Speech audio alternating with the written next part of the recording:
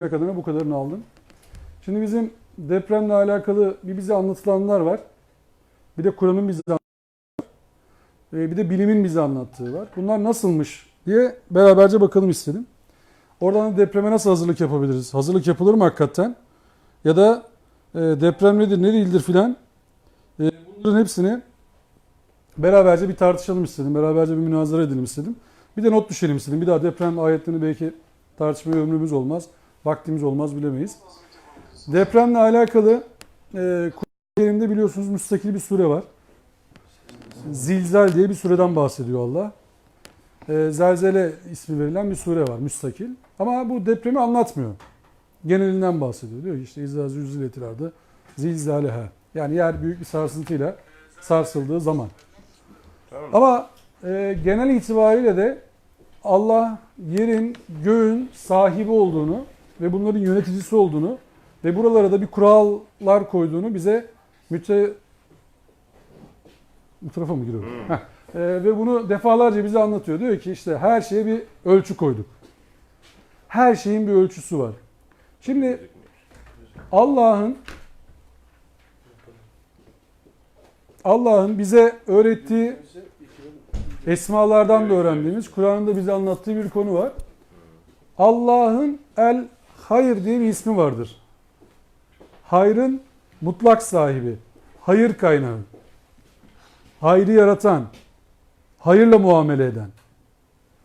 Ama Allah'ın Eşşer diye bir ismi yoktur. El Hayır diye bir ismi vardır. Yani hayrın tamamı kendine ait olan. Eşşer diye bir ismi yoktur. Şerrin tamamı kendine ait olan, şer yaratan diye bir ismi yoktur Allah'ın. Soru gelebilir. Bize bir amentü öğretilmişti. Amentü'de hayrihi ve şerrihi diye geçer diye. Ama amentü Kur'an vasıflı, Kur'an kaynaklı değildir. Felak suresinde şer kime nispet edilir? Felak suresi okunurken. Kul euzu bi rabbil felak, sığınırız felağın Rabbine. Min şerri ma halak. Yarattıklarının şerrinden. Yani yarattıklarının oluşturabileceği şerden ona sığınırız. Allah'ın şerrinden Allah'a nasıl sığınacaksın? Öyle bir şey olmaz zaten. Mantık olarak. Ne yapacaksın onu? Yarattığı şerlerden değil, yarattıklarının min şerri ma halak. Yarattıklarının şerrinden Allah'a sığınırız. Ve devam eder. Min şerri nefâsâti fil ukad ve min şerri hâsidin izâ hased diye. Hep başkalarına izafe edilir şer. Allah'la izafe edilmez. Allah'la orta noktaya konulmaz. O yüzden şunu bilmemiz gerekiyor. Deprem dediğimiz olgu Allah'ın belası, Allah'ın cezası, Allah'ın bir kavmi yok etmek için kullandığı argüman değildir. Birazdan bununla alakalı birkaç şey daha bahsedeceğim. Ancak bunun sebepleri de bellidir. Bunun da bir ölçüsü vardır. Allah buraya da bir ölçü koymuştur. Yani bir kaderi vardır bu işin. Bunun ölçüsünü biz bugün anlayamıyoruz. Ama Kur'an'a göre bakarsak eğer, Kur'an'dan çıkarım yapacak olsak, şunu dememiz gerekebilir. Depremin ne zaman olacağını bilemez miyiz sorusuna Kur'an sessiz kalır. Şimdi o 3 bilinmezi anlatan bir ayet vardı değil mi Lokman suresinde? 3 bilinmezi anlatan. 5 bilinmez diye çevrilir ama 3 bilinmezi anlatır. Orada 3 bilinmez olan neydi? Rahimlerdekini bilir. Bilinmezleri soruyorum. Neydi? Kıyametin ne zaman kopacağını bilemezsiniz. Kim nerede nasıl öleceğini bilemez. Yağmurun ne zaman? Ve yarın ne kazanacağını bilemez. Yağmuru yağdıran odur. Rahimlerdekini bilen odur. Bunlar bilinemez manasında geçmiyor orada farkındaysanız ayette. Beşlidir ayetin anlattığı ama üçü bilinemez diye geçer. İkisi Allah'ın bildiğinden bahseder. Bunların kesin Allah'ın bildiğini söyler bize. Ama şu anda biz ne yapıyoruz? Yağmurun ne zaman yağacağını çözebiliyor muyuz meteorolojik olarak? Hava tahmin raporlarımızla saat dakika rahimlerde ne olduğunu bulabiliyor muyuz bilimsel olarak? Çok yakına tutturabiliyoruz değil mi? Genelde bayağı iyi bir oranla tutturuluyor. Şimdi deprem burada bahsi geçmediğinden hareketle şunu diyebiliriz. Depremin de ne zaman olunacağı bilinemez bir kavram değildir. Bunlar demek teknik ilerledikçe belki bilinecek. Şu anda dünya üzerindeki fay hatlarını birazdan göstereceğim size. Hepsi biliniyor. Ve her sene Arap levhası dediğimiz bölge, yani Arabistan'dan o bulunduğu levha, Arap levhası diye geçen levha her sene 2 santim. Bizim bulunduğumuz levhaya yaklaşıyor. Her sene 2 santim. Şimdi dünya kaç yaşında takriben bizim bildiğimiz? 7 milyar. 7 milyar yaşında vesaire. Bunu 2 santimle çarptığınız zaman garip bir sonuç çıkıyor değil mi ortaya? Şimdi o garip sonucu birazdan birkaç görselle göstermeye çalışacağım size. Ama bu hareket devam ediyor. Bu hareket devam ettiği için de depremler olmaya devam edecek. Bu fay hatları olduğu için de kırılmalar devam edecek. Şimdi bunu geleneksel din algısında ya da geleneksel demeyeyim buna da biraz uydurulan din algısında birkaç şekilde anlatmışlar. Niye uydurulan dediğimi de şöyle anlatmaya çalışayım size. Basit bir soru soracağım. Allah Resulü zamanında deprem olmuş mudur sizce? Olmuştur tabii. Arap bölgesi aslında çok depremin olduğu bir bölge değil. Yaşa. Olmuştur'u çeviriyoruz o zaman olmamıştır diyoruz. Çünkü orası zaten oturmuş bir bölgeydi. Ve Allah Resulü zamanında hiçbir deprem olmadı. Ya depremle alakalı hiçbir tecrübesi yok bölgenin. Hatta şu anda da orada fay hattı olmadığı için yine deprem yok. Çok güvenli bir bölge. Yok mu orada deprem? Fay hattı olmadığı için, fay kırığı olmadığı için o bölgede yine bir şey yok. Çünkü oturmuş. İlk canlılık oradan başlamış. İlk canlı türünün Afrika'dan çıktığını neredeyse bilim tarihine söylüyor yani. O tarafta bu iş. Çok net. Ve orada deprem hiç yok. Kur'an'da da depremin izafe edildiği hiçbir günah yok. Kur'an-ı Kerim'de depremin bağlantılandığı, ilintilendiği hiçbir günah türü yok. Şunları yaparsanız deprem çoğalır, bunları yaparsanız deprem çoğalır, bunları yaparsanız yağmur yağar, bunları yaparsanız kar yağar. Bunları öyle değil. Ama insan azdığı zaman artık bir tufan geliyordur. Yani tuğyan varsa, azgınlık varsa tufan yaklaşmıştır. Bu ilahi kanun böyledir. Bunu depremle ilintileyemezsiniz. Şimdi siz Avustralya'daki yangınları neye yazıyorsunuz? Nereye koyacağız Avustralya'daki yangınları? Durmuyor. Avustralya dünyanın en sapık ülkesi mi? En zulümkar ülkesi mi? Dünyaya kötülük ihraç eden bir ülke mi Avustralya? Nereye koyacağız? Demek ki onun da bir hesabı kitabı var. Eğer siz arazilerinizdeki işte bu iklimsel değişikliklerin nerede patlayacağı 3 aşağı 5 yukarı insanlar tarafından biliniyordu. Ama biz üstüne gidiyoruz. Hala karbon salınımına devam ediyoruz vesaire. Kendimizi Allah'ın ceza vermesi için, layık olduğumuzu vermesi için dua etmeye devam ediyoruz. Bizdeki sıkıntı o şu anda. Şimdi birkaç tane hadis kitaplarından geçen hadisleri okuyacağım size. Konuyla niye alakası olmadığını da birazdan anlatmaya çalışacağım. Zina artınca depremler çoğalır. Şu anda tırnak içerisinde basit bir soru soracağım yine. En çok depremin olduğu bölge neresidir? Ama zinanın olduğu bölge neresidir aklınıza gelen? Elazığ mıdır? Türkiye'deki. Malatya mıdır? Gölcük müydü ya da? Erzincan mıydı ya da? Ya da Van mıydı? Acayip böyle zinaların çoğaldığı bir yer miydi oralar yani? Las Vegas olabilir mi? Tayvan olabilir mi? Filipinler olabilir mi? Las Vegas'ta en son ne zaman deprem olmuş sizce?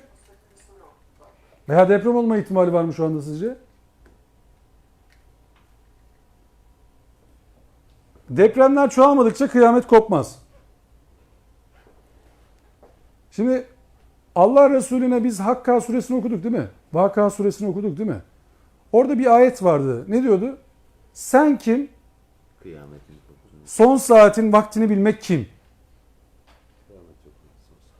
Şimdi Allah Resulü kıyamet ya da son saat yani bizim anlayacağımız manada son saattir Kur'an'daki o tabir. Çünkü kıyamet ayağa kalkmak demek. Bunu daha önce konuşmuştuk hatırlarsanız. Son saatle alakalı hiçbir bilgisi yokken son saate dair yorum yapabilir mi? Şöyle olursa olur, böyle olursa olur falan diye. Şimdi biz وَنُفِخَ فِي السُّورِ فَاِذَا هُمْ مِنَ الْاَجْدَاسِ اِلَى رَبِّهِمْ يَنْسِلُونَ diyor ya orada bir sure üflendiği zaman diyor. Ama onunla alakalı herhangi bir bilgi Kur'an'da asla yoktur. Hatta şöyle bir ayet okuduk değil mi biz? Neredeyse kendinden saklayacaktı Allah bilgisini. Allah bilgisini neredeyse kendinden saklayacaktı. Yani son saatle alakalı hiçbir bilgiyi veremezsiniz. Çünkü neden? Aniden gelenden bahsediyor. Aniden gelen. Aniden gelenin haberi olur mu? Aniden oldu ama biz anlıyorduk. O zaman ani değil ki o. Ya görüyorduk zaten olacağını ama aniden oldu. Öyle olmaz. Görüyorduk zaten olacağını diyorsan o ani olmaz. Tedbirini almamışsın o farklı bir mevzu. Ama o ani değil artık. Şimdi Allah diyor ki zaten son saat gelecek. Bunun anisi yok artık. Yani olan oldu. Allah haberini verdi ve diyor ki aniden olacak. Tedbir alametine doğdun mu? Doğdun. Alameti bu. Doğduysan son saatin alameti bu. Olan olacak. Allah diyorsa olacak. Tamam bitti. Alameti bu. Allah'ın son saati olacaktır dünyanın demesi alametidir. Bunun üzerine daha konuşulmaz bile. Şimdi biz bunu entropiyle anlatıyoruz filan bazen. Diyoruz ki entropi gereği her şey eksiye doğru gider. Her şey yok olmaya doğru gider. Termodinamiğin ikinci yasası gereği bu böyledir. Bunun mantığını ilerletirsen o zaman dünyanın da sonu var. Dünya da patlayacak diyorsun. Hatta bir görüşe göre Mars'ta hayat varmış bundan daha önce. Dağlar, tepeler, dereler filan bitmiş. Bilimin anlattığına göre dünya 4 kere sıfırlanmış. 4 kere sıfırlanmış dünya. 7,5 milyar yıllık 13,7 milyarlık serüven, 7,5 milyar yıllık da canlılık serüveninde 4 kere sıfırlanmış. Bizim anlayacağımız tabirle incin top oynamış. Yok, kimse yok. Sonra tekrardan canlılık başlamış. Niye biz en fazla 13 bin yıla kadar gidebiliyoruz sizce? Göbekli Tepe 13 bin yıl dediler değil mi? Biz ne diyoruz? Dünya 4,5 milyar yıldır var diyoruz. 7,5 milyar yıldır var diyoruz. Nerede geri kalan süre? Ne oldu arada? Şimdi karbon izinden buluyoruz. Diyoruz ki bu Avustralya'da bir kaya bulundu. 4 milyar yıllık. En eski kaya olarak onu buldular şu ana kadar. Başka yerlerde bulurlarsa belki diyecekler ki bak şurada da bulduk falan. Ne oldu ama 4 milyar yıldan gel 13 bin yıla kadar. Arada ne oldu? Demek ki bir şeyler olmuş ve defter kapanmış. Tekrardan bir başlangıç olmuş. Bir şeyler değişmiş. Ümmetim için depremler günahlarına kefaret olur. Başka bir hadis. Nasıl kefaret olacak? Nasıl yapacağız? Şimdi bir kere deprem bela mı değil mi ona karar vereceğiz birazdan. Deprem Allah'ın bizim hakkımızda belası mı yoksa büyük bir nimeti mi ona karar vereceğiz. Dersten çıkarken şöyle olursak Allah inşallah deprem olur bu akşam tarzına dönebiliriz. Ya fena değilmiş bu depremde arada bir olsa falan. Çünkü olmadığı zaman yaşamın olmadığını göreceğiz. Bak Mars'ta falan deprem yok. Fay kırığı yok. Bitmiş. Mars'takiler şu anda deprem olsa da rahat nefes alsak diyorlar mıdır? Yok kimse yok. Diyemiyor. Başkası eski milletlerin bir kısmına depremle azap yapıldı. İyiler de helak oldu. Çünkü günah işledilirken susmuşlar. Bir ayet okuyayım mı? La tazir vaziretun vizru uhra. Diyor değil mi ayet? Evet. Ne diyordu? Kimse kimsenin günahını yüklenemez. Evet. Ayet buydu. Allah böyle diyor. Onlar da gittiler Ofkan'ın altına şimdi. Bir ileri geçelim 3. slayta. Geçelim hocam. Bu da Beyhaki'den. Allah Teala bir meleğe bir beldeyi yıkmasını emreder. O melek bu beldede hiç günah işlemeyen bir zatın olduğunu bildirince Cenab-ı Hak belde hakkı ile halkı ile onu da alt üst et. Çünkü o zat günah işleyenlere yüzünü eksiltmemiştir buyurdu. Şehrini Şimdi bu arkadaşın da günahı ne? Yüzünü eksiltmemiş o da gitti. yıkmasını emreder. Ama çok iyi kul. Veyran Değil mi? kılıçını, Hiç günah işlemeyen bir zat var. O melek, Meleklere göre. o perişte, bu Allah diyor ki beldede yüzünü eksiltmedi. hiç günah işlemeyen bir zatın. Yani o melek, o perişte. Ya melekler günahsız olduğuna Bu karar vermiş. şehirde hiç konuda günah işlemeyen. Allah diyor ki günah var. Kılmagan Yani bir metin zatın kendi içerisinde tutarsız da zaten. bir zatın bağlılıklı bildiğinde. Metin kendi içinde bir kere tutarsız. Cenab-ı Hak Devam edelim. Bir tane daha. Allah yaptı. Tamam. Ekstra yayın mı yapıyor Abdülaziz Bey oradan? Ne yapıyor? Evet, tercümesi yapıyordum da. Ha, tercümesi yapıyoruz tamam. Şimdi son dönemde yayınlanan bir şey. Tweet. Bu arkadaş Bedri Gencer profesör doktor. Garip bir şekilde Yıldız Teknik Üniversitesi'nde. Bir dakika dersi. Bölemezsiniz. Hayır mümkün değil. Şu anda mümkün değil. Oradan geçin olur. Şeyin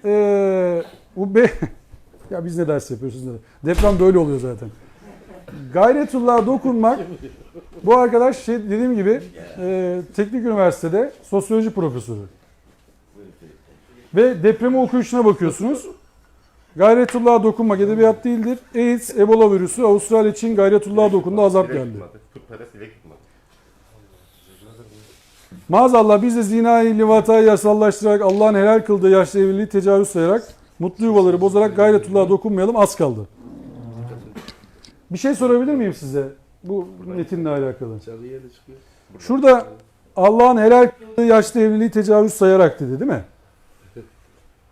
Bu arkadaşın Allah'ın helal kıldığı yaştaki evlilikten kastı ne sizce? Kaç yaş? 9. Düşün. Düşün. Ne diyor ki? Düşün biraz. Yukarıcıların Biraz daha düşün. Düşünmeyeceğimiz kadar Yok çok işte düşük öyle yaş. gibi. Biraz daha Evet. düşün. Ya 9 yaş. 9 tutmadı. 4 de tutmadı. 2. 0 yaş. 0 yaş. Doğuda evlenebilirsin diyor. Evet. Allah neler kıldı, evlilik buymuş. Bu arkadaşa göre. Bu arkadaşın kafasına göre yani. Bu arkadaşa göre der ya. İfadesi var mı? Yerde. Maalesef. Doğdun evlenebilirsin. Beşik kertmesi dedikleri şey ne zannediyorsunuz siz? Evlendiler geçmiş olsun. 0 yaş zaten. Bitti. Doğmadan önce de yok. Şimdi Çıkarmışsın herhalde karıştırdı. Şimdi bir tane videomuz var. Birinci video olması lazım. Şey galiba. Depremi engellemek mi ne o? Depremi durdurmak mı? Yok, video orada. Videolar var orada Chrome'da. Chrome'du mu? Ha tamam. Gördün mü video? Yok orada değil. O şeyin içinde, sunumun içinde ya. Sunumun içinde, kapat onu. Sayfalar da var. Sunumun içinde o videolar var bak orada, gördün mü? Diğer sayfalara Koşturarak geçeyim. Hızlandırayım. Bunun Kopmasın. içinde videolar varmış. Başkanım.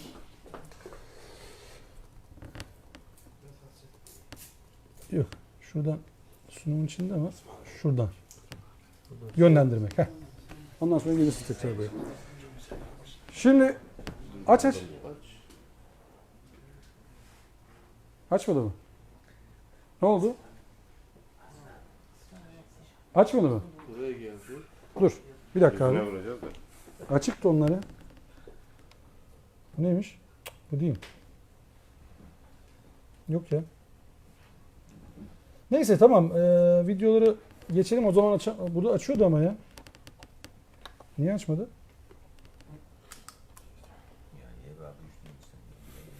Deprem videosu mu? Daha açması lazım. Açmadı ama. Onu tıklayın bakayım.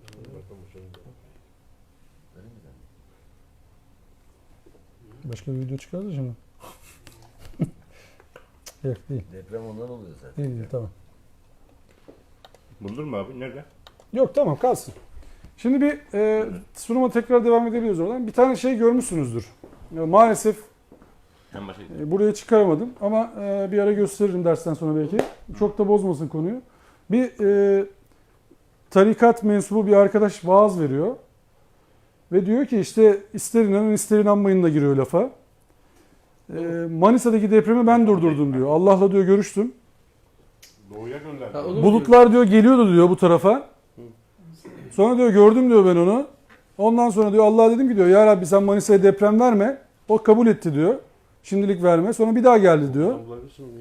Bir daha konuştum diyor. Dedim ki diyor ya Rabbi bir daha verme. Bir daha vermedi diyor. En son diyor gelince dedim ki diyor ya Rabbi doğuya gönder. Doğuda deprem oldu zaten ondan sonra diyor. İster inanın ister inanmayın diyor filan. Şimdi bu adam bunu din diye anlatıyor. Karşısındakiler de bunu din adamı diye dinliyor. Şimdi böyle bir dinden kimden fayda gelir onu bilmem. İkinci videoda da şey diyor.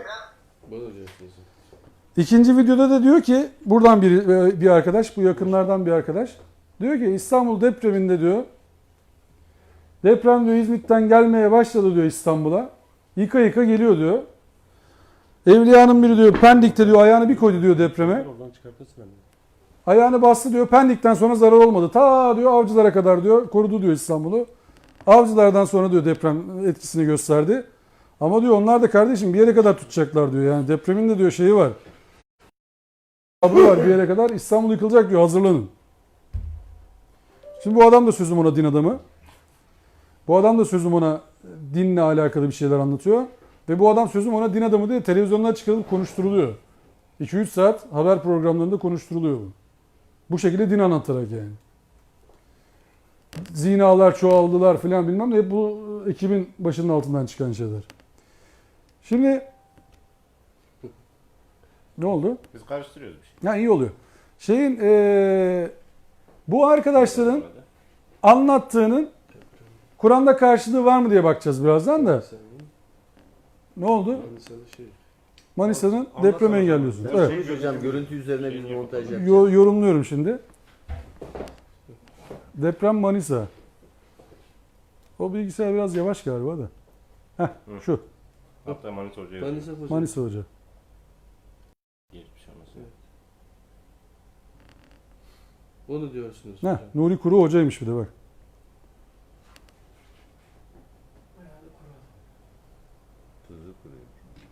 Şimdi bu Oranın internetine mi bağlı? bu zihin artık lan diyecek bir şey kalmıyor. Çünkü siz buna inanıyorsanız ben doğuların yerinde olsam önce gider bu adamı bulurum. Manisa'da. Bir kere doğuya bir tayinini aldırırım önce. Her halükarda. Bakarsın adamın dediği doğru diye. Ya adam bunu ama anlatırken insaflı ister inanın ister inanmayın diye ekliyor birkaç kere. İster inanın ister inanmayın diyor. Hani yalan atarken bunu söyleyebilmek ayrı bir kabiliyet. İster inanın ister inanmayın yani. Durdurdum ben diyor bu işi. Bitti diyor yani. Konu bende. Ne zaman söyledi bu videoyu? Tarihi var altında. Dün Manisa'da 5 kere deprem oldu. Ya şimdi Tamam, o hazırladım. saatten sonra İnternet- durduramıyor demek ki çok Yapamıyor. ortaya çıkınca iş. Tamam, Neyse hocam. buraya çok takılmayalım. Evet, takıldım. Buraya çok takılmayalım. Hiçbiri takıldı. Ne oldu? Şey de gitti. Sunum da gitti. En azından sunumumuz vardı demin. Devam edelim. Evet. En başla. Şuradan bir kaydır. Bekle. Heh. Burada mı? İkiye mi? Yok. Şu ayeti sonundaydı. gelebilir miyiz? Bir ileri şu ayet. Tamam. Ahmet Hocam Fatır suresi 41. ayet. Burada okunması istenen ayet. Tamam. Demin zina işte çocuk yaştaki evlilikleri engellediniz. Allah belamızı verecek diyen arkadaş bu ayeti paylaşmış. 70 sefer Fatır suresi 41. ayeti okursanız depremden korunacağız diyor. Yani bizim inşaat mühendislerinin, beton mühendislerinin, jeofizik mühendislerinin, denetimcilerinin ilk önce bu ayeti bulması gerekiyor bu hocamıza göre. Ve bu ayette de artık beton kalitesi falan onlar çok da önemli değil. Çünkü ne diyor abi? Büyük muhaddis Nurettin Itır depreme karşı Allah'ın koruması niyetiyle. Şunu Türkçeleştirir misin Ahmet Hocam? Bakalım abi. Fatır 41 mi? Evet. Fatır. Elmalı'dan okuyor. Tabii. Doğrusu gökleri ve yeri yok oluvermekten Allah tutuyor. Evet. Andolsun ki eğer yok oluverirlerse onları ondan başka kimse tutamaz. Evet. Gerçekten o çok yumuşak davranır, çok bağışlayıcıdır. Evet. O zaman demek ki bizim hiçbir hesaba kitaba ihtiyacımız kalmıyor bu ayeti 70 sefer okursak değil mi? Evlerimize. Peki bir şey soracağım. Kabe kaç kere yıkılmıştır bugüne kadar? 5. En az 5-6 katın. 5-6 kere yıkılmıştır. Kabe'de bu ayetin okunmadığı bir gün olur mu sizce? Yıkarlar nasıl yıkmış ki yani? Her gün okunuyordur değil mi bu ayet? Bir şekilde hatimler indiriliyor, oluyor, bu oluyor falan. 5-6 sefer Kabe yıkılmış ya bizim evler. Ya yıkılmayacak bir ortam olabiliyor mu bu işten yani? Böyle bir emin olma şekli mi varmış yani? Ya böyle bir din anlatarak ne anlatmaya çalışıyorsunuz şimdi? Peki başka bir soru sorayım size. Geçen Küba'da 7.7 şiddetinde bir deprem oldu. Evet. 7.7. Kaç kişi öldü? 0. Yok. Diyelim ki 10. O da çıkmadı ortaya da 0 falan gözüktü. Kübalılar bütün gün bu ayeti mi okuyordur sizce? Japonlar? Japonlar hiç bilmiyor ki. Olabilir mi? Onlar da bu ayeti çok okuyor olabilirler mi acaba? Hocam. Aklımıza dalga mı geçiyorsunuz diye sorsak hocaya? Onlar onda %1 değil de binde. 10 binde bir olasılığı düşünüyor hocam. Bir tanesi anlattı televizyonda geçen. Dedi ki depremden sonra, Gölcük depreminden sonra Japonya'ya gittik dedi biz denetleme için işte inceleme için. Nasıl yaptınız da siz sallanıyorsunuz bu kadar kişi ölmüyor falan gibi.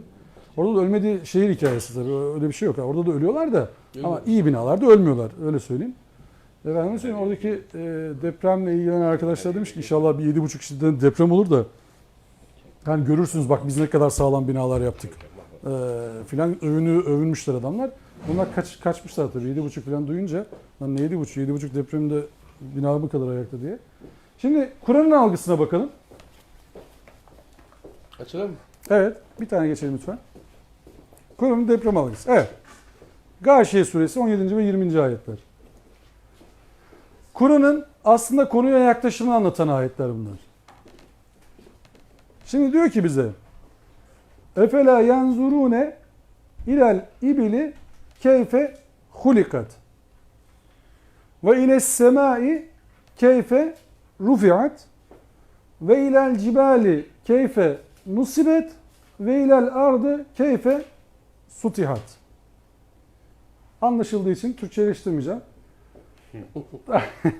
Diyor ki devenin yaratılışına bakmaz mısınız? Bakmaz mısınız demek ne demek? Nasıl yaratılmış? Bakın diyor değil mi? Nasıl yaratılmış bir bakın. Bir bakın nasıl yaratılmış. Ve ile semai keyfe rufiat. Göğün yükseltilişine bakmaz mısınız? Semanın yükseltilişine bakmaz mısınız? Bakın. Ve yel cibali keyfe nusibet. Yer nasıl, dağlar nasıl oturtulmuş? Dağlar nasıl sabit kılınmış? Nasıl isabet ettirilmiş? Bakmaz mısınız onlara? Ve ilel ardı keyfe sutihat. Ve yer nasıl yerleştirilmiş? Arz nasıl yerleştirilmiş? Bunlara bakmaz mısınız? Kaç tane bilim dalı çıkarttınız buradan şimdi? Kur'an Biri- 1400 sene evvel kaç tane bilim dalını bize yönlendirmiş buradan? Şu an 4 tane. Zooloji. Şimdi biyolojiyi bir kere bilmeniz lazım değil mi? Jeoloji var. Canlılığın ortaya çıkışını bilmeniz lazım. Zoologi. Hidrodinamiği bilmeniz lazım. Evet. Göğün yükseltilişi, gök var, gök bilimleri var, Astronomi. astronomi var değil mi? Evet. Siz buradan geliyorsunuz, deprem bilimi bilmeniz lazım. Jeoloji var. Evet. Jeoloji var. Jeoloji var. Aynı şekilde yer bilimi bilmeniz lazım. Evet. Bununla alakalı işte o araştırmaları sizin yapıyor olmanız lazım Müslümanlar olarak. Yer nasıl yerleştirilmiş? Bakmıyor musunuz diyor Allah. Antropoloji var. Evet. Yer nasıl yerleştirilmiş? Bu canlılık nasıl oluşmuş? İnsanlar. Nerede bu adamlar? Daha öncekiler nerede? Nasıl gitmişler? Bir baksanıza bunlara. Nerede yerleşmişler bu adamlar? Devam edelim. Ankebut suresi 20. ayet.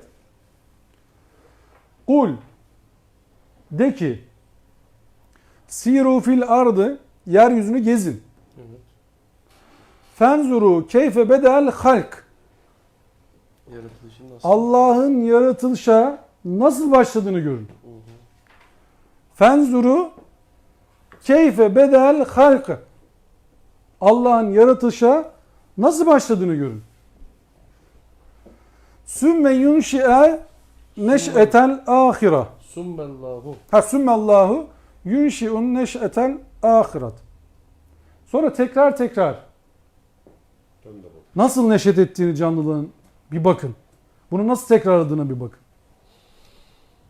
İnna Allaha ala kulli şeyin kadir.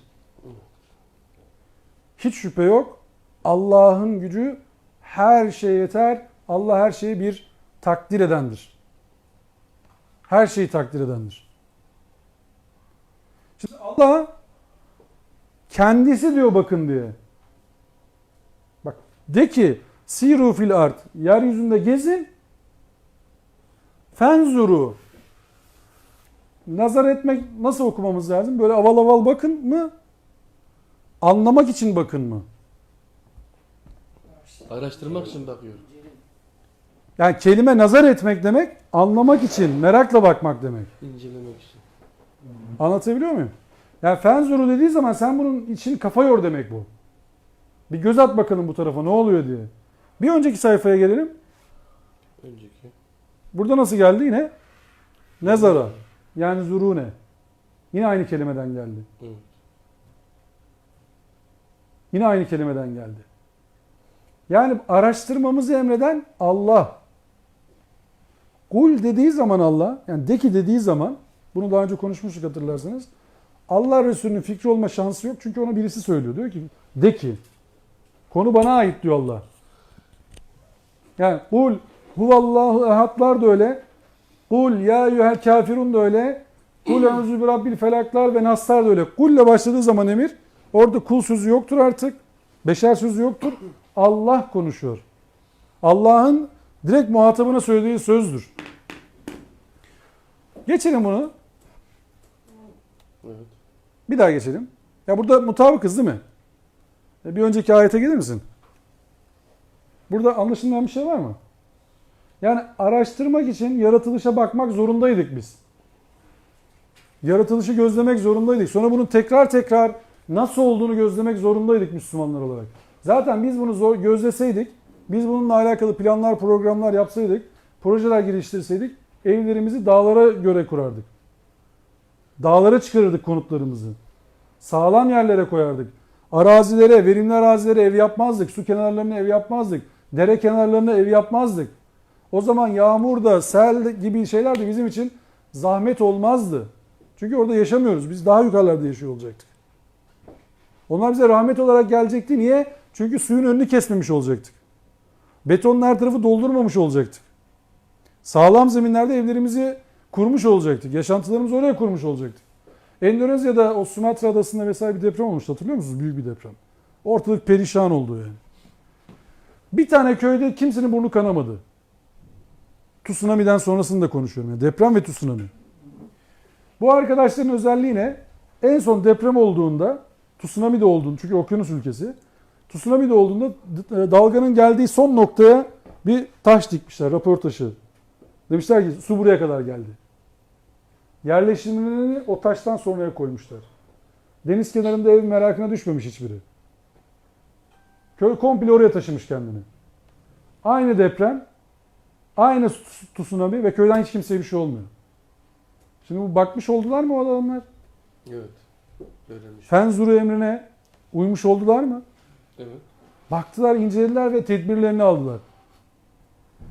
Şimdi devam edelim. Biraz daha işte teknik dönemine geçmeye çalışalım. Kur'an'dan öğrendiğimiz zaman Kur'an yeryüzünün yaratılışını bize anlatır. Bakın dediği zaman. Bunu araştırmamızı ister. Araştırdığımızda yeryüzünün merhale merhale, tabaka tabaka Kur'an tabiriyle bir aşamadan geçtiğini biliriz. Etvara, yani böyle şeyler yapılmış. Katmanlarla dünya oluşmuş. Bir anda böyle olmamış. Yani o yüzden söylüyoruz bak. Ol der, oluş sürecine girer. Çünkü buradaki oluşum milyarlarca yıl almış. Birazdan bir ayet okuyacağız vaktimiz olursa. Okuyamazsam kusura bakmayın, hakkınızı helal edin. Neml suresinde. Suyu indirendir diyor değil mi Allah? Ayette. Geçen hafta onunla kapatmış olmamız lazım. Suyu indirendir. Sizin için su indirendir. Su indirmesinden ne anlıyorsunuz? Şimdi bilim adamları bunun peşine düştüğü zaman Su uzaydan gelmiş yani. aynen öyle meteor yağmurlarıyla yıllarca, yüzyıllarca süren yağmurlarla su yeryüzüne inmiş. Yeryüzü ilk meydana geldiğinde ortada su yok. O yağmurlarla, meteor yağmurlarıyla içerisinde taşıdığı sularla yeryüzüne su inmiş. Su indirilmiş. Şimdi bu bir sürü aşama tabii. Buraya kadarki bölüm. Yani dünyanın o gaz bulutu haline gelmesi, oradan tekrardan bir soğuması, oradan tekrar ısıtılması, canlılığın oluşması için gerekli ortamın hazırlanması, bunların hepsi bir aşama ve bunlar yıl sürüyor. Ayetin çoğunda da şey diyor yani, su indirdik diyor. Yağmur indirdik çok az geliyor yani. Yağmuru yağdırandır diyor değil mi? Bulutları sıkılmış hale getirebilen, değil mi? Evet. Allah'tır diyor. Allah su indirmese nereden bulacaksın suyu? Doğru. Herkes biliyor değil mi? Suyun açılımı ne? H2O. Herkes biliyor değil mi bunu? Yap. Yanarsın. Yap abi, H2O işte. 2 hidrojen, bir oksijen. Yapın abi. Kuraklık kalmasın dünyada. Üretin. Hazreti o. Formül belli. Yap.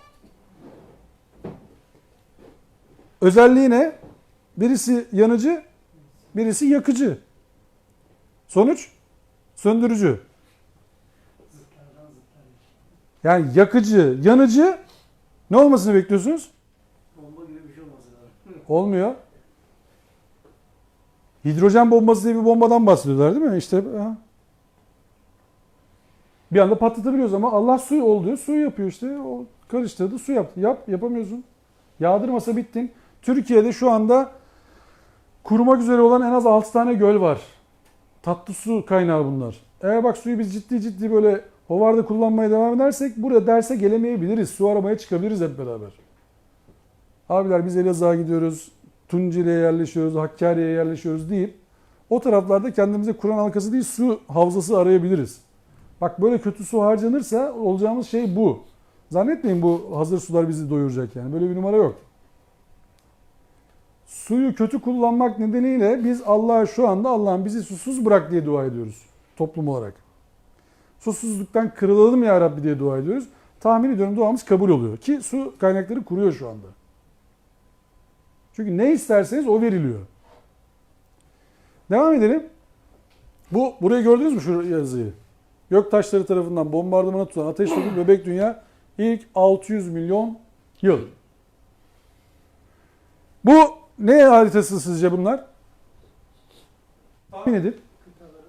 Parçalanmadan önce. Efendim? Parçalanmadan önce. Afrika, Asya, Dönemler yani. parçalar, Dönemleri. kara parçaları. Kuram.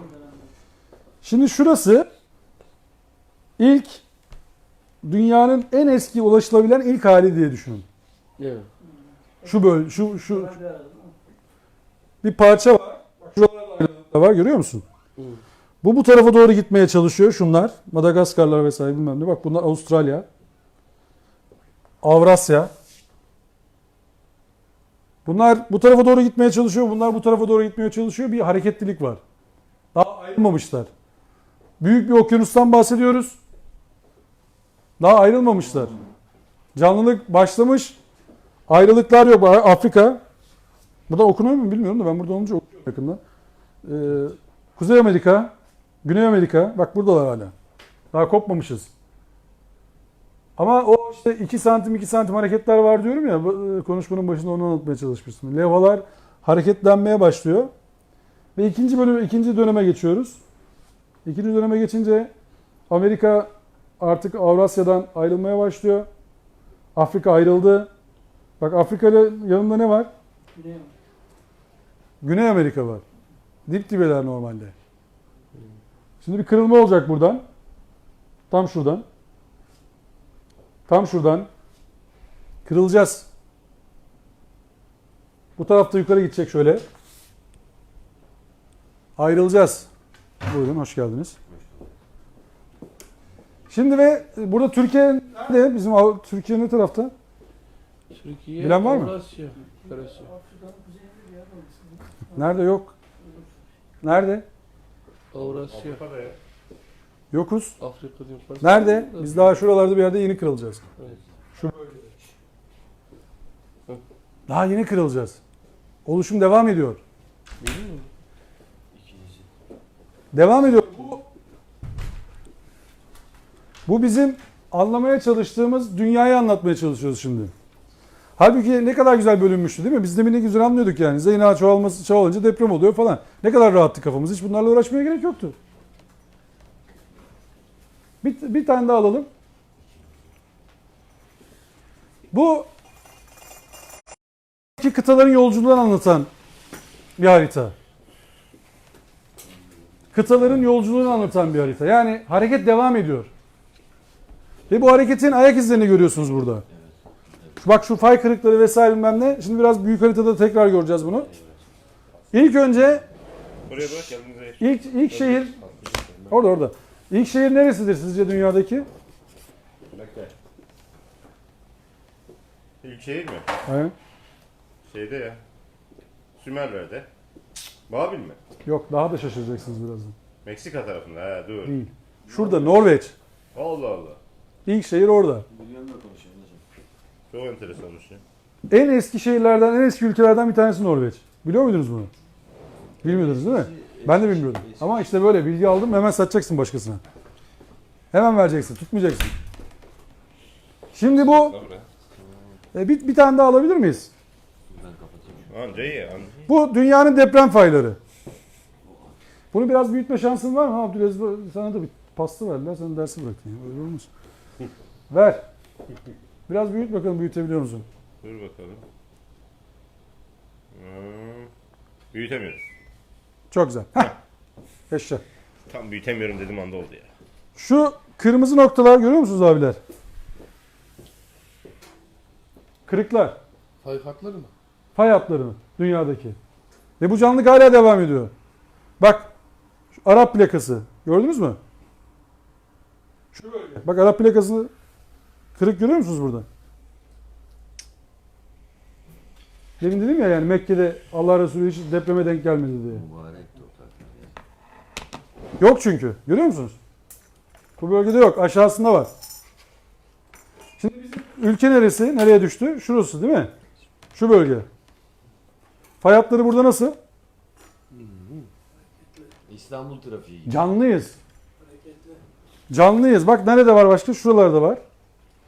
Bir de o neresi demiştik abiler? Meksika. Las Vegas filan. Meksika, Sol taraf. He? Amerika. şu taraflar. Öbür taraf. Biraz daha sol taraf. Şöyle, He.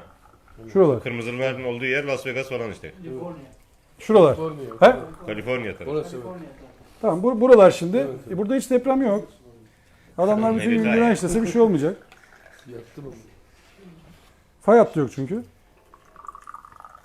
Olmuş yani, bina olmuş yani. Toprak orada olacağı olmuş. Artık kırılıklık bitmiş orada. Bu adamlar çok günah işlediği için mi buralara yerleşmişler? Yok. Ceviz yok. Şimdi bak, buraları kırılacak abiler. Bu Afrika plakası, şu Arap plakası. Bu bize yanaşacak abiler. Burayla kapatıyor arayı. Her sene ikisine gelerek. Bu ne lan? Ben göremeyebilirim. Tarık belki görür. Yaklaşık 100 bin yıl sonra filan. Ben basmıyorum oğlum. Tunus'la Türkiye komşu oluyor. Yani Libya değil, Tunus'la Türkiye Ağrıp komşu oluyor. göremez ya.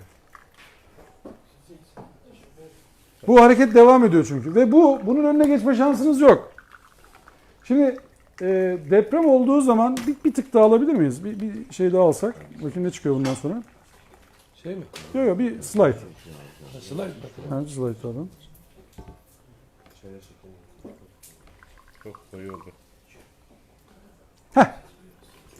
Bu da bizim güncel Anadolu fay hattı. İstanbul'a abi nasıl bakıyor? Şimdi Dur ben önce şunları... bizim hareketliliğin olduğu bölgeyi görüyor musunuz?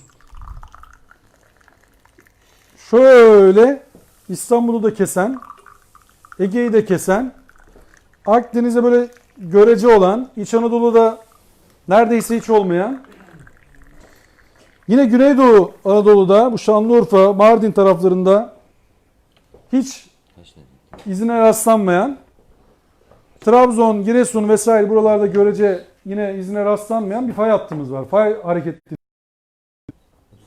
Yani şunu anlatıyor. Şimdi siz buradan bunu Arap Yarımadası, Arap plakasını düşünün. Burasını, tamam mı? Arap plakası her sene buraya vurmaya kalkarsa buralar ne olacak? Vurmaya kalkarsa derken her sene vuruyor zaten 2 santim 2 santim de. Ne olacak buralar? Şimdi burayı ittiriyorsunuz. Bunun önüne geçme şansınız var mı? Yok. Şimdi uyarıyoruz. Bak şimdi Naci Görür, Profesör Doktor Naci Görür uyarmış ya. Harika bir uyarı yapmış adam. Tam da yerini söylüyor. Diyor ki bak Elazığ'da şu bölgede Sürsürü neydi orası? Sürsürü diye bir köy mü var onun ya? Sürekli Sürsürü merkezde bir mahalle. Lan, aklımda orası kalmış. Neyse bak. Orada da çünkü bina yıkıldı. He, o yüzden belki de o tamam. Şimdi o Sivrice bölgesinde diyor şuralarda bir yerde diyor şey olacak. Çok hareketli diyor burası. Olması lazım diyor oralarda artık. 3 ay önce. Tam yerini söylüyor. Sivrice'de diyor deprem olabilir diyor. Çok birikti diyor orada stres. Tamam mı? Şimdi ben de söylüyorum. Diyorum ki bak çok stres var ülkemizde. Deprem olacak kardeşim burada. Harita zaten bunu söylüyor. Dinlememiş mi hocayı yani? Dinliyor bizim gibi ama. Nasıl yani? Bizim gibi dinliyorlar onlar da. Ne oldu? Şu bu akşam mesela dinlediniz beni. Eve gidince ne yapacaksınız? Şeker vermedin mi? Verdin mi? Ha, var. Ne yapmayı düşünüyorsunuz? Şimdi depremle alakalı bir şey anladım. Deprem olacak. Fay hattında ne yapmayı düşünüyorsunuz akşam? Taşımayı düşünüyoruz. İsteyen olursa. İşte ülke onu yapamadı. Naci Hoca diyor ki, Naci Hoca ve diğer hocalar şimdi tek başına adam konuşmuyor. Bir sürü jeofizikçi var bu ülkede. Birçoğu da doğru yapıyor. Çünkü niye biliyor musun? Ya burada sağa sola kaçma şansın yok bu bilgilerde. Abi fay kırığı var. Buralar kırılacak. Buralar bu kadar deprem üretiyor. Bunun daha lamıcımı yok. Evlerini bu hattın üzerine tam laks diye oturtursan kırılacak diyor buralar. Şimdi diyorlar ki şu Balıkesir tarafı da patlayacak. Bak şöyle. Şurası. Ben bunu sevmiyorum. Çünkü buranın kırılması lazım diyor. Aşağı doğru kırılacak diyor burası. Bir tanesi çıkıyor. Şener Üşümezsoy. Benim favorim o. Çünkü İstanbul'da olmayacak diyor büyük deprem. Seviyorum kendisini. 7'yi geçmez diyor İstanbul'daki. Aşağı kırılacak diyor fay.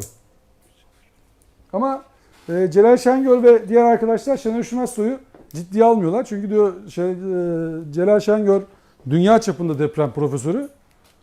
Şener Üşümezsoy buralarda takılan bir adam. İkisini nasıl kıyas alacaksınız diyorlar. Ciddiye almayın diyorlar adamı. Ama ben hani ihtimali azalttığı için Şener Üşümezsoy'cuyum ama gelin görün ki gerçek olan şey şu. Kırılacak abiler yani bu fay bunun şakası yok. Şunu da görmemiz lazım. İstanbul için konuşuyorum. 6,5 civarındaki bir deprem normalde C25 beton kalitesinin üzerinde yapılan binalarda ve C25 minimum C25'in üzerinde yapılan binalarda 6,5'luk deprem yıkıntı yapmaz. Teknik olarak söylüyor dediğim bu tabii. Zemin etüdü yapılmış. C25 beton kalitesi ve üzerinde inşaatı yapılmış binalarda 6,5 civarındaki depremler yıkıntı yapmaz. 7 civarındaki depremlerde çatlaklar vesaire oluşabilir ama büyük afet oluşmaz. 7,5'tan sonra binalarda hasar oluşabilir ama yine yıkıntı oluşmaz. Öyle büyük kaoslar olmaması gerekir. Fakat bu söylediğim zemin etüdü yapılmış, deprem denetmesi yapılmış ve C25 ve üzeri kalitede yapılmış binalar için geçerli. Peki belediyeler niye bakmıyor hocam şimdi binaları kontrol etmeye? Bakıyorlar, Nereye? bildiğim kadarıyla bakıyorlar. Bak bildiğim kadarıyla söylüyorum. Bakıyorlar. Birçok raporları da yapmışlar. Fakat iş geliyor gidiyor maddiyata dayanıyor. Ondan sonrasında insanlarımızın affedersiniz Zorla gidiyor. şeyine dayanıyor. Ne onun adı? Nefsine dayanıyor. Nefis devreye giriyor. O kötü oluyor yani. Birazdan ondan anlatmaya çalışacağım size. Boş ver. Yani şu bölgeyi gördük değil mi? Bak Maraş'ta olursa şaşırmamak lazım. Nereden çıktı bu deprem demezsiniz. Ha, bak şu bölge görüyor musun? Şu zaten Elazığ'ın hani olduğu yer vesaire şu Tunceli Munceli buralar bak. Buralarda şuralara kadar olacağı belli. Bak Erzurum Erzincan'ı görüyor musun? Nasıl bağırıyor? Ya burada sürekli deprem oluyor, yıkıldı filan. Erzincan'da deprem oldu geçen. Yine bir şey olmadı. Niye? Çünkü yapıyı ona Düzgün göre- bina yaptın. Binaları düşürdün. Şeylerini, metrajlarını. Katları düşürdün. Yapı stoğunu iyileştirdin. Elazığ'da da zaten 4-5 bina yıkılıyor, fazla bina yıkılıyor. Şimdi onu göstereceğim. Bir tane daha tıklayalım. Bu 99 depremindeydi. Bu görüntü. Aynı mahalle, aynı fay hattı, aynı semt değil mi? Evet. Kaç tane bina inmiş aşağıya? Yanındaki devlet kurumu herhalde. Soldaki. Bir tane. Buna vurmamış mı? Buna, şuna, buna. Ve ben bir rapor okuduğumda daha çok devlet binaları yıkıldı falan. Fark etmez. Yani devlet binası falan ayrım yapmıyorum. O manada söylemiyorum. Hayır. Ya buradaki olay ne? Kötü malzeme kullanırsan iniyorsun abicim aşağıya. Evet. Devlet binası, cami falan hiç fark etmez. Anlatabiliyor muyum? Kötü malzemeden cami yap, cami de iner aşağıya. İşte biraz onu göstereceğim. İnsanımızın nefsi giriyor devreye dediğim orası. Bir bina yıkılmıştı. Kocatepe'de. Bu o mu yoksa? Bu avcılarda. Bu avcılardır diye tahmin ediyorum. Kocatepe'de yıkılmıştı binalar. Tek Ya bu avcılar yani yapı stoğu olarak o kadar yüksek yok Kocatepe'de çünkü böyle bloklar yok. Avcılar tarafıdır büyük ihtimal burası. Tahminen söylüyorum. Devam edelim bir tane daha. Akent Apartmanı. Elazığ'daki. Elazığ'daki. Marketçi şey yapmış. Ne abi? Kolonları kesildi. Bina var mı ortada? Bina yok. Arkadaki bina, mahalle, Aynı müteahhit yapmış onları. hiçbir şey yok. Öyle diyor şey. Bizim kiracı gitti. Ha buradaki en trajik ne biliyor musun? Ya bu ya da o sürü müdür nedir oradaki şey galiba. Ya bu ya öbür bina. Bu binanın kolonlarını kesen hariç bütün sülalesi ölmüş adamın. kesin. Kolonları kesen hariç. Bir tek kolonları kesen hayatta kalmış. Ona bu Dışarıda falanmış demek o da. Ona ibret olsun diye. Bir tek o ayakta kalmış. Geri kalan çoluğu, çocuğu, torun hepsi gitmiş. Hepsi gitmiş. Bakkalcı diyorlarmış o herhalde.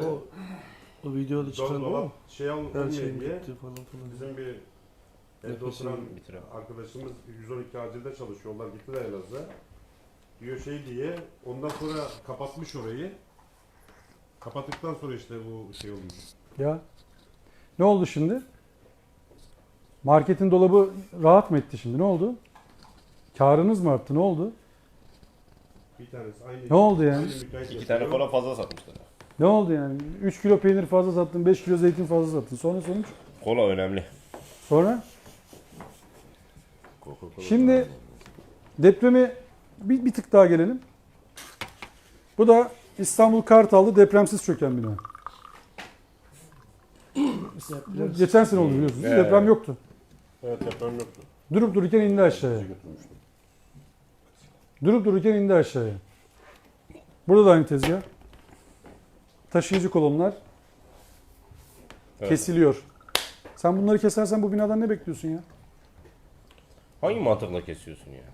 Bilardo salonu yapacağım, araba galerisi yapacağım, market yapacağım, düğün salonu yapacağım. Sonra? Ya bir atasözü var ya, bindiğin dalı kesmek. Sonra Gerçi değil mi lan o? bir tık daha geçelim. Ha, tamam. Karıştı. Şimdi depremi niye anlatmaya çalıştım?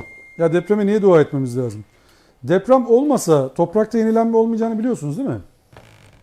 Deprem olmasa o topraktaki gazlar filan hareketlenip de toprağın tekrar bir takla atması gerekiyor. Onu yapamayacağını biliyorsunuz değil mi dünyanın? Çürür gider dünya. Alttaki sıcaklığı alması, hareketi alması. Nefes alır. Dünyadaki bütün kaplıcaların, sizin o öyle kemiklere iyi geldi oh filan dediğiniz kaplıcaların depremin hediyesi olduğunu biliyor musunuz? O sıcak su ortalığa çıkmasa o kaplıcaları, suları bulma şansınız yok. Jeotermal enerjinin tamamen depremin hediyesi olduğunu biliyor musunuz? Çok büyük nimet. Jeotermal enerji, elektrik üretiyor ülkemiz. %7'lere falan çıkartmaya çalışıyorlar kapasitesini, payını. Bedava su, sıcak su altta, 180 derece. Yer altındaki sıcak su. Aydın bölgesinde 190'ı buldular. 190 derece sıcak su. Ve bu hareketlilik olmasa, yani fay hattı hareketliliği olmasa dünya devrimini tamamlamış oluyor. Artık yapacak bir şey kalmıyor dünyanın ve dünya artık o saatten sonra velatta halin. Yani Amin. deprem olmasa deprem mi olur diyorsunuz yani? Deprem olmazsa zaten olmuş olur. Deprem Olan olmuş olur yani. Artık yapacak bir şey kalmamıştır dünyanın.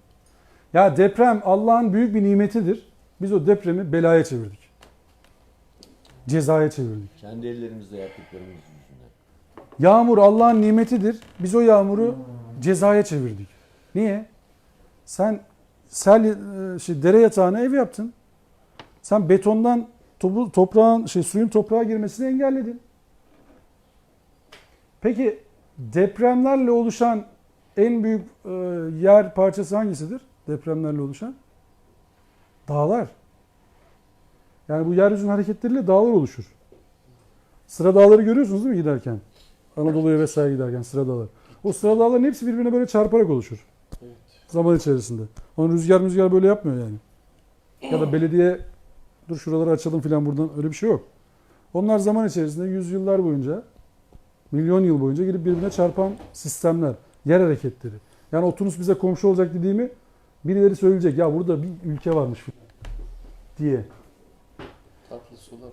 Şimdi yeryüzündeki tüm su depoları, tatlı su depolarının dağlarda olduğunu biliyorsunuz değil mi? Evet.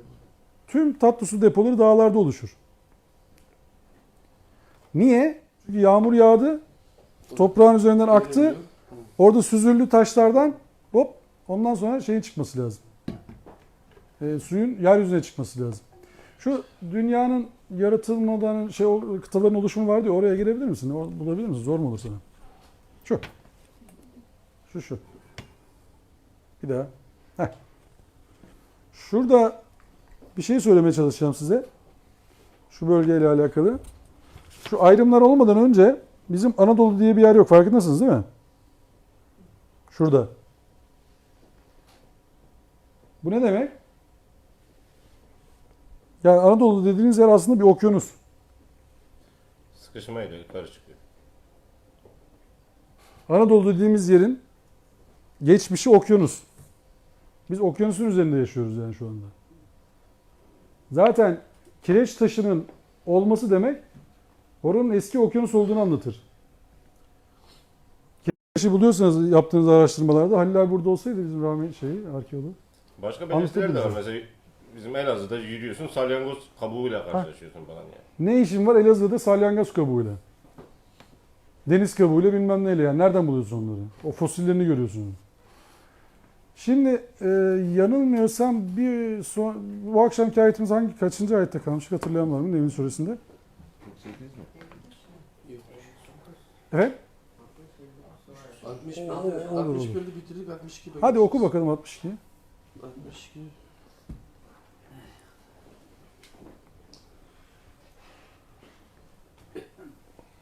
Ben okuyayım mı? Öğretmen taktiğidir abi. Ee, en böyle gıcık oldu çocuğa okutturur.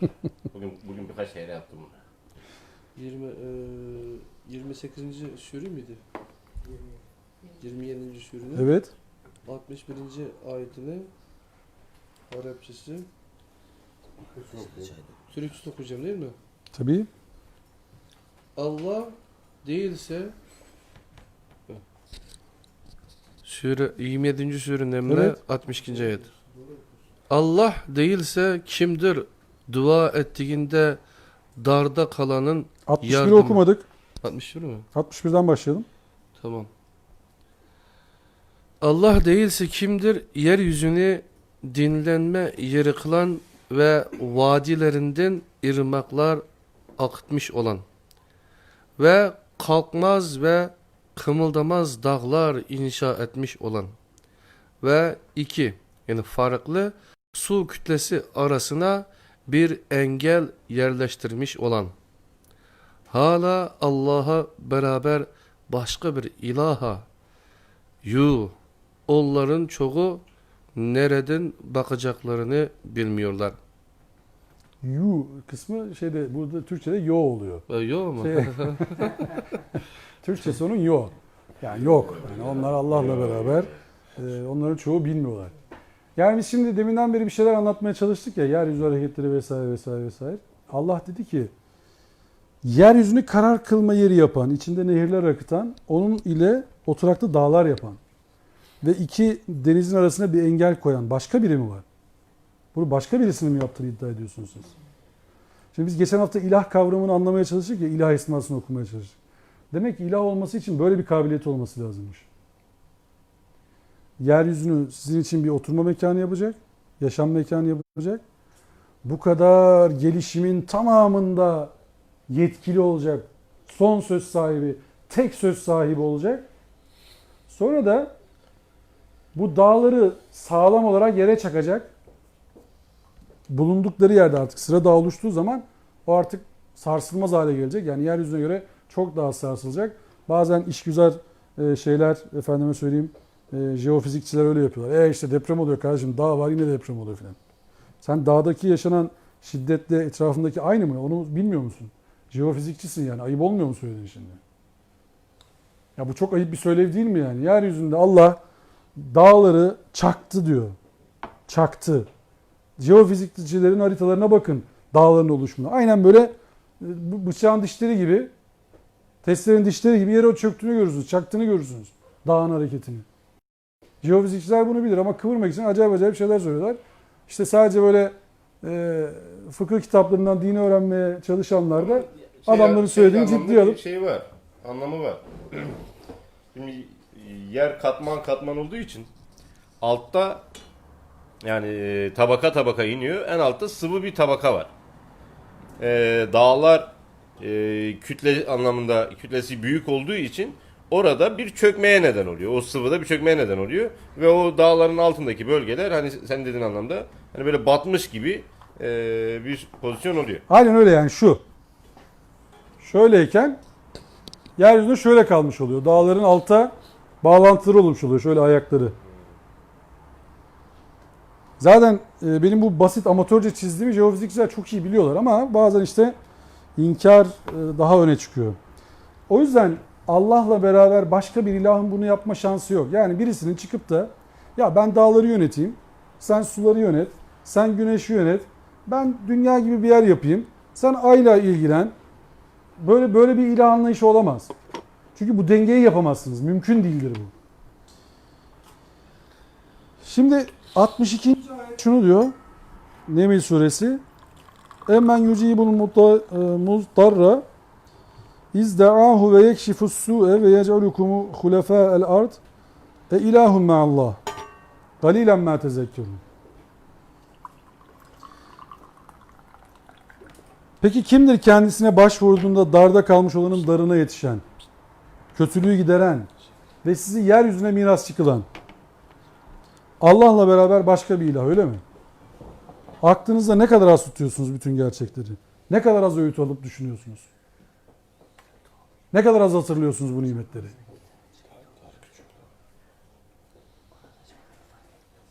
...63. ayet... ...emmen yehdikum fiz zulümatil berri vel bahr... ...ve men yursiler riyah... ...büşra... ...beyne yedey rahmetihi... ...ilahum meallah... ...tealallahu amma yüşrikun... Peki kimdir karanın ve denizin karanlıklarında yolunuzu bulmanızı sağlayan ve rüzgarları rahmetin önünden müjdeleyici olarak gönderen? Allah'la beraber başka bir ilah, öyle mi? Allah insanların tanrısal nitelikler yakıştırabileceği her şeyin ötesinde, her şeyin üstündedir. Demin ayetin bir kısmını okumaya çalışmıştık. Ankebut suresinde buna benzer bir ayet gelmişti. Neml suresi 64. Emmen yebdeul halk sümme yu'iduhu ve men yerzugukum mines semai vel ard. İlahum ma'allah. Kul hatu burhanekum in kuntum sadikin. Peki yaratılışı ilk defa başlatan ve sonra da onu aralıksız devam ettirip yenileyen kimdir? Ve kimdir sizi gökten ve yerden rızıklandıran? Allah'la beraber başka bir ilah, öyle mi? De ki eğer ileri sürdüğünüz iddiaya gerçekten inanıyorsanız getirin o zaman delilinizi. Şimdi Allah'ın meydan okumasını gördünüz değil mi? Eğer bu iddianızda samimiyseniz getirin o zaman delilinizi.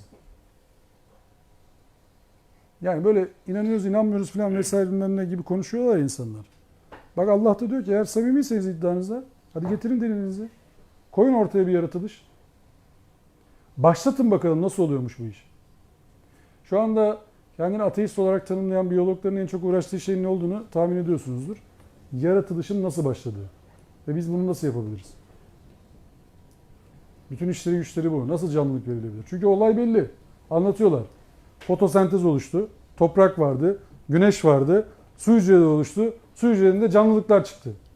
Laboratuvarda aynısını yapıyorlar. Toprak, fotosentez, güneş, hava, azot, karışım, Hareket yok. tünne. Yok. Diyor ki nasıl başladı bu ya? Nasıl başladı bu? Bir de bunun bir kurala uygun olması, bir de bunun tekrar tekrar aynı şekilde olması. Bak olması ayrı bir şey. Çünkü onların inandığı bir tanrı var, tesadüf.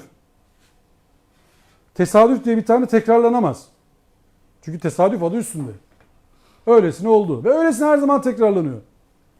O zaman başka bir şey. Tesadüf değil hocam. Şimdi Allah'ın demin Ankebut suresi 20. ayet okuduk ya biz. Aynı buna benzerdi değil mi ayet? İlk yaratan ve tekrar tekrar bunu yapan. Dünyanın en büyük olayıdır belki de fizik adamları adına, biyologlar adına anlaşılabilir olması yaratılışın. Ve bunun tekrar tekrar aynı şekilde yürümesi. Allah'ın ölçü koymasını buradan okumamız lazım. Allah ölçü koyduysa bunun önünde hiç kimse duramaz. Aynı şekilde tekrarlanır. Ve o ölçüde yaratılışta değişiklikler varsa Allah bir yaratışı kaldırıp başka bir yaratış koyuyorsa daha hayırlısını koyar. Bunu Kur'an'dan öğreniyoruz. Ve burada da bizim alacağımız dersler var, ibretler var. Şimdi şeyden sunumdan çıktık mı biz komple? Ne oldu? Bir kablo ile ilgili Kablo oynamış. Sunumun en başına gelebilirsiniz. Bu ayetle bitireceğim. Orayı toparlayalım diye uğraşıyorum. En başına gelebilir misin sunumun? Evet. Tamam. Depremler çoğalmadıkça kıyamet kopmaz diye bir bize göre uydurulan bir hadis. Neml suresi 65. ayet okuyarak bu akşamki dersi sona erdirmek istiyorum. Müsaadenizle başınızda fazla ağrıtmadan. Estağfurullah. Sabırları da zorlamadan. Kul la ya'lemu men fis semavati vel ardil gayb illallah ve ma yeş'urune eyyane yub'asun. De ki göklerde ve yerde olan hiç kimse ancak Allah hariç, yani Allah'tan başka, yaratılmışların duyu ve tasavvur alanı dışında kalan gerçekleri bilemez. Yani gaybı bilemez. Kul la ya'lemu men fis semavati vel ardil gayb. Yerde ve gökte kim varsa gaybı bilemez illallah. Allah değilse. Tekrar. Evet. Yerde ve gökte ne varsa kim varsa gaybı bilemez Allah değilse. Şimdi birisine gaybı bildiğini iddia ettiğiniz zaman ne demiş oluyorsunuz? Allah. Ya bu o kadar masum bir şey miymiş şimdi? Ya o Zirzop arkadaş depremi durdurdu, bilmem ne yaptı, onları falan geçti. O bence artık ciddi alınacak bir tarafı yok da. Şimdi daha beterini söylemeye çalışıyorum. Daha bizi korkutan tarafını söylemeye çalışıyorum. Siz sevdiğiniz, çok önem verdiğiniz, çok yüce gördüğünüz kişilerin gaybı bildiğine dair bir şey söylediğiniz zaman ne söylemiş olduğunuza dikkat etmeniz gerekir. Kur'an'da gaybın Allah tarafından bilineceğine başka bir ayetleri okumanıza gerek yoktur da okuduğunuz zaman da hepsinin aynısı çıkar. Allah'ın bilgisine yanaştırmaya çalıştığınız birisi aslında sizin Allah dediğiniz kişidir. Ve bu çok tevhidi kökünden sarsan bir şeydir. Bunun hiçbir masum bir tarafı yoktur. Bunun şakası bile yapılmaz. Bak bunun şakası bile yapılmaz. Demin Lokman suresinden ayet okuduk değil mi? 3 bilinmezi okumaya çalıştık oradan. Yarın ne olacağını kimse bilmez diyor. Yarın ne kazanacağını kimse bilmez. Bak onu bile bilemiyorsun. Nerede öleceğini kimse bilmez. Son saatin ne zaman olacağını kimse bilmez. Allah bunu diyor. Sen çok sevdiğini iddia ettiğin birisine gelecekle alakalı bir şey söyletiyorsun. Ne demiş oluyorsun? Yalan. Attığın yalana baş aktör olarak o en çok sevdiğin insanı koyuyorsun. En çok sevdiğini iddia ettiğin insanı koyuyorsun. Ya bu nasıl bir iftiradır, nasıl bir bühtandır bu ya? Yani şöyle düşünün. Hazreti İsa Kur'an-ı Kerim'de anlatıldığı gibi huzura çağrıldığında Allah tarafından neyle sorgulanıyor? Sen mi dedin diyor. Allah'ın oğlunun olduğunu sen mi söyledin? Sen mi dedin beni ve annemi ilah edinin diye? Sen mi dedin? Sadece ona mı soracak acaba? Yani İşte Allah bunu Hazreti İsa'ya soruyor. Hazreti Muhammed'e sormayacak mı? Sen mi dedin şu saatte kıyamet kopacak diye? Sen mi dedin son saat şu saatte olacak diye? Sen mi söyledin böyle olursa kıyamet kopar diye? Sormayacak mı zannediyorsunuz? Böyle bir şey olabilir mi zannediyorsunuz yani? Hazreti İsa ne diyor Kur'an kitabıyla? Ben diyor yaşarken böyle bir şey demedim. Ben onların arasındayken böyle bir şey demedim. Ben öldükten Sen her türlü eşlikten münezzehsin. Ben böyle bir şey nasıl derim? Ama ben onların arasından çekildikten sonra sen onlarla beraberdin. Kullar senin kulların, karar senin. gene de affedersen diyor.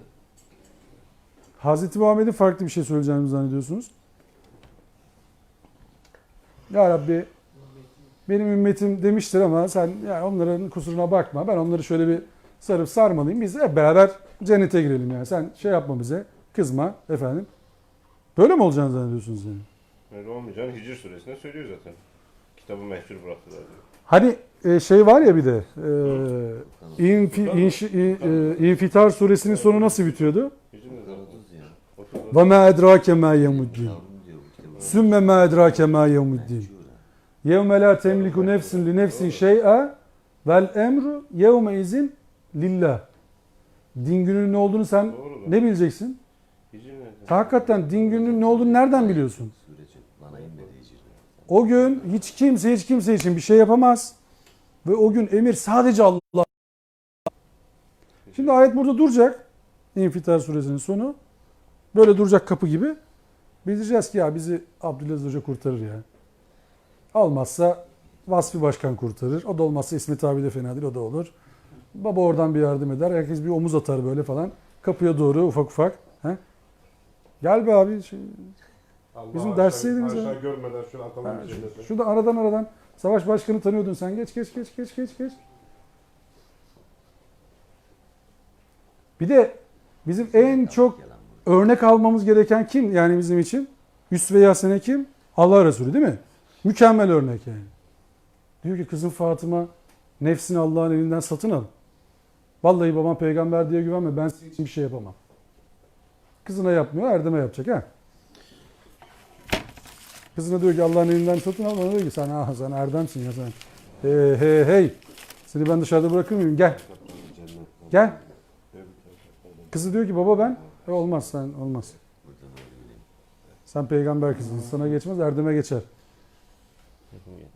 Yani bu tasavvurdan kurtulamadığımız müddetçe depremi de doğru okuyamayız. Yaratılışı da doğru okuyamayız. Ahireti de doğru okuyamayız. Allah bize burayı barış yurduna çevirin dedi. Dünya savaştan geçilmiyor. Evlerinizi düzgün yapın dedi, düzgün yerler seçin dedi. Evler yıkılmaktan geçilmiyor. Ticaretinizi düzgün yapın, yatırım yapın dedi. Alacak verecek davalarından mahkemeler geçilmiyor. Ya biz hangi dine inanıyoruz? Biz hangi dine müntesipleriyiz ya? Hani biz barış adası olacaktık ya? Hani herkes koşa koşa Müslümanlara gelecekti? Hani Müslümanlara gelince rahatlayacaktı herkes ya? Şu an herhangi bir dine mensup birisinin, İslamiyet harici konuşuyorum. İslam ülkelerinde yaşaması için bir sebep söyleyin bana. Bir tane sebep çıkarın bana.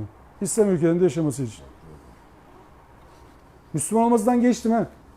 Müslüman olmasa da yaşaması lazım değil mi bizim aramızda? Kum, tatil. Yani normalde Müslüman olmasa da bizim aramızda yaşaması lazım değil mi? Emin bir şekilde.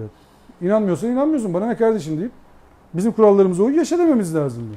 Kendi dinini de yaşayabilirsin dememiz lazım adama. Belki vergi kaçırıyoruz diye gelebilir. Vergi kaçırıyoruz değil mi? Ondan. Yani velhasılı depremi biraz bahsetmeye çalıştık ama ayetlerle ilintili kısmını da anlatmaya çalıştım. Yani Allah'ın koyduğu kanunlar, daha önceki ümmetlerin başına gelenler bize ders olmazsa, biz yeryüzünü görüp yeryüzündeki deprem haritasını çıkartmazsak aynı yerlere ev yapmaya devam ederiz ve aynı şekilde depremle de ölüp helak olup gitmeye devam ederiz. Kendimizi düzeltmezsek aynı bela tırnak içerisinde bizi bulmaya devam eder. Harita ortada. Abi Konya'ya gidiyor. Bak Türkiye'de yapılacak şeyler şu anda basit bir şekilde belli aslında değil mi? Şuradan nüfus yoğunluğunu çıkarın abi. İstanbul 16 milyon mu? Bugün itibariyle öyle miyiz? Şuralara dağıtsak 16 milyonu. 6 milyona falan düşürsek İstanbul'u. 7,5 olsa ne olur İstanbul'da deprem? Zaten geri kalan stoklar iyi olacak bu sefer. Deprem stoğu binalar açısından iyi olacak. İnsanlar o kadar kalabalık olmayacak. Yönetilebilir olacak falan. Şu anda eviniz 87 şiddetinde depreme de dayanıklı olsa İstanbul'da. Yok 87 ya. Abartarak söylüyorum. Ya Yok öyle bir deprem. Söylenti ama hocam gerçekten çok kişinin ölmesini isteyen bir topluluk var gibi. Var da diyorum ki bak başka bir senaryo yapıyorum şimdi size. 87 şiddetinde deprem olsa İstanbul'da. Sizin evinizde 87 şiddetine dayanıklı. Evinizde oturup çay içmeye devam ediyorsunuz. Deprem olmuş falan. Yaşanabileceğini mi zannediyorsunuz İstanbul'da?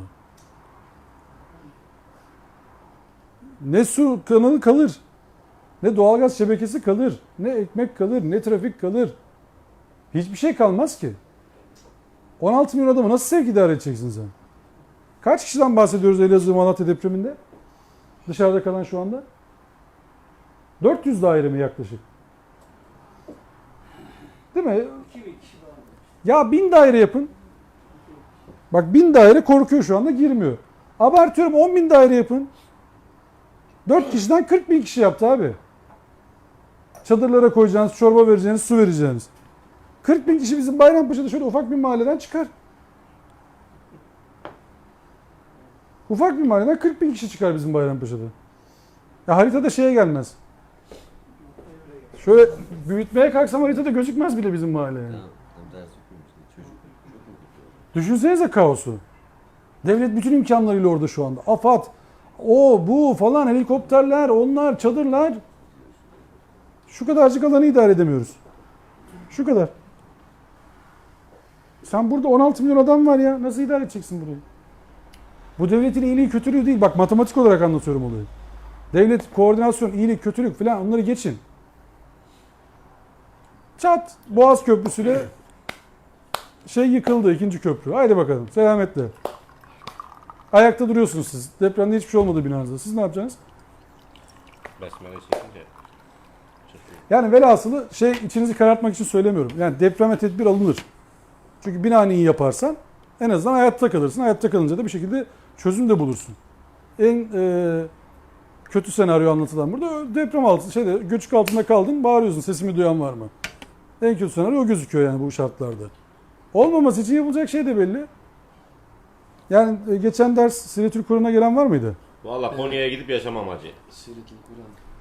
Siretül Kur'an'da ufak bir sunum yapmıştık şeyle alakalı. Çok yobaz bir yer. Depremle alakalı. Şunu söylemeye çalışayım. Konya'ya oturmam yani. Panik yapmazsanız depremde hayatta kalma şansınız yüksek. Panik yapmazsanız. Her şey. Bina şeyin altına girmeyin abiler. Ağaç bu aman masanın, sandalyenin, şunun bunun altına. Yanında durup hayat üçgeni oluşturmaya çalışın. Gardıropları, buzdolapları. Hayat üçgeni oluşturduğunuz zaman hayatta kalma şansınız çok yüksek. Deprem oldu bir planımız olsun. Tabii yani Bir planımız olsun. bir kere üst kattaysanız bir yere kaçmayın. İkincisi camdan atlamayın. Camdan atlayınca genelde sıkıntı oluyor. Yani üst kattaysanız bir de üstüne. Üst kattaysanız en kötü senaryoyu konuşursanız üst kattasın ya. Bina çöktü. En kötü senaryoyu konuşuyoruz. Ne olacak? İlk kurtarılabileceklerden bir tanesi sensin aslında. Yani panik yapmana gerek yok. Sağlam bir yerde tutarsan kendini. Çok da abartılacak bir durum yok demek. Yani bir de şu var. Allah hepimizi muhafaza etsin ama muhafaza etmesin lütfen kurallarına dikkat edelim. Yani bunun kuralı şeyi belli. Vaktinizi aldım, sabrınızı zorladım ama konu biraz şeydi. Civcivli bir konuydu. O yüzden sıkmadım inşallah. Misafir ettik sizi. Çok da memnun olduk ayrıca. Ama inşallah yormamışızdır yani.